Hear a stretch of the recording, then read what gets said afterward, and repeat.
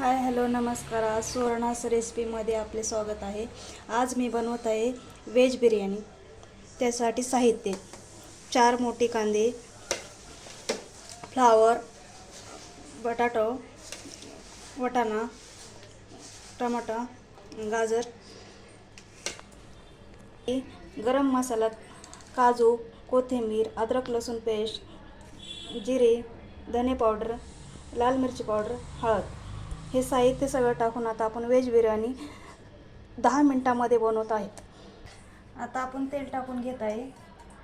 तेल आपल्या अनुसार घेऊ शकता, पण व्हेज बिर्याणी म्हटल्यावर थोडंसं तेल जास्तच टाकलेलं आहे. मी 2 चमचे तेल मोठे स्पून टाकलेले.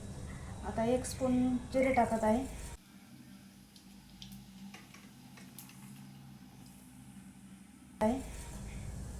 जिरे पूर्ण तडतडल्यानंतरच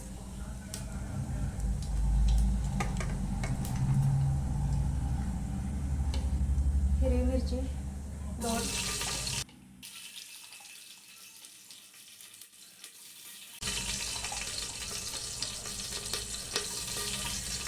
काजू,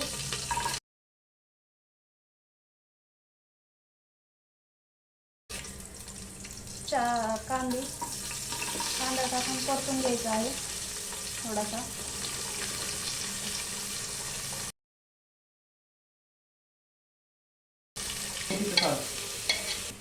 आता टमाटा वगैरे टाकून घ्यायचा. कांदा पूर्ण परतून झाल्यानंतर सगळ्या भाज्या वगैरे टाकल्यानंतर जास्त काय आपलं आता कुकरमध्ये बिर्याणी बनवतात, कुकर बिर्याणी, त्याच्यामुळे त्याला काही जास्त करण्याची गरज नाही. सगळ्या भाज्या वगैरे टाकल्यानंतर जास्त काय आपलं आता कुकरमध्ये बिर्याणी बनवतात, कुकर बिर्याणी, त्याच्यामुळे त्याला काही जास्त करण्याची गरज नाही.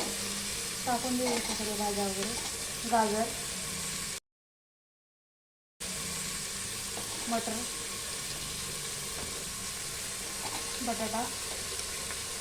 बटाटा, फ्लावर.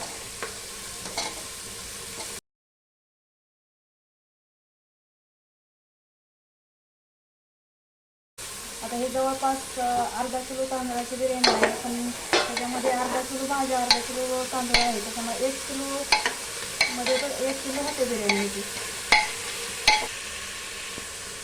तेजपत्ता, मनुके आणि हे अद्रक लसूणची पेस्ट फ्राय करून झालेला आहे.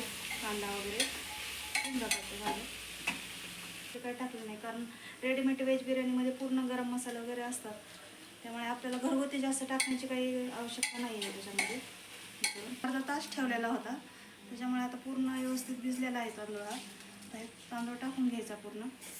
थोडंसं पाणी वगैरे काढल्यानंतर अर्धा किलो तांदूळ घेतलेला आहे मित्रा.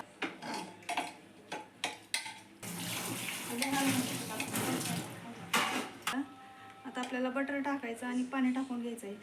पाणी टाकून 1 शिट्टी झाली की रेडी झाला भात पुलाव.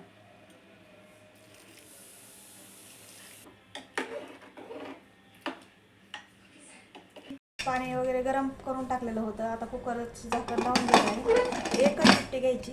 1 शिट्टी झाली की रेडी होतो भात. वेळ लागतो भात होण्यासाठी, वेळ लागतच नाही. झालेला आहे आपला पुलाव. बघू आपण आता कसा बनतो. वाव, छान झालेला आहे. मस्त सुटसुट झालेला आहे. एकदम ड्राय पण नाही आणि एकदम हे पण नाही, खूप छान झालं आहे पुलाव.